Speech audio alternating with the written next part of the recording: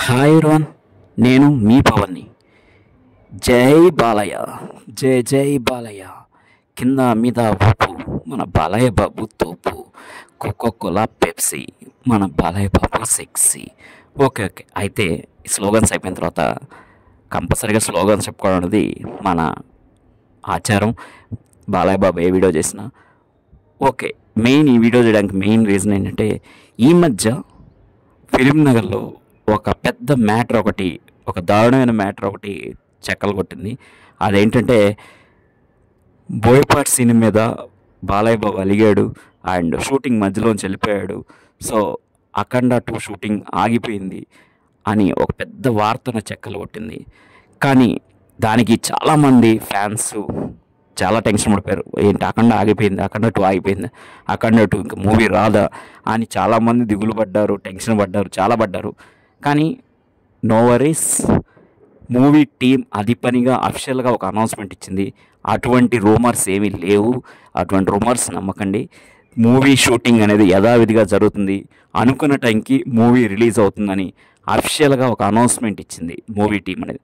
ఆ తర్వాతే మనలాంటి ఫ్యాన్స్ అందరూ, బాలయ్య ఫ్యాన్స్ అందరూ ఊపిరి పీల్చుకున్నారు. So be ready for Akhanda 2 on Dasara.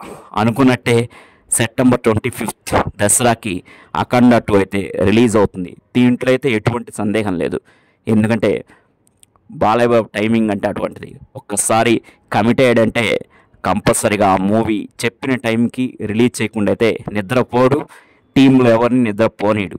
So కాబట్టి దసరాకి అఖండ 2 అయితే కన్ఫామ్. అండ్ అందరూ మళ్ళీ ఇంకోసారి హిట్ కోసం వెయిట్ చేయండి. ఆల్రెడీ సంక్రాంతికి డాకు మహారాజ్గా వచ్చి పెద్ద హిట్టే కొట్టాడు మన బాలయ్య బాబు. సో ఇప్పుడు మళ్ళీ దసరాకి, అంటే ఒకే సంవత్సరం 2 సినిమాలు, దసరాకి ఒక సీనియర్ హీరో అయ్యండి ఇటువంటి 2 సినిమాలు తీయడం అనేది నిజంగా గ్రేట్ అని చెప్పాలి.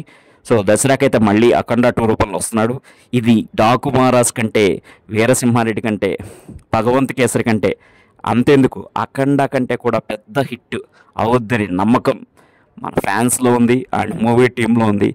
అందరికంటే ముఖ్యంగా బాలయ్య బాబులో ఉంది. సో నాలో కూడా ఉంది అదే నమ్మకం.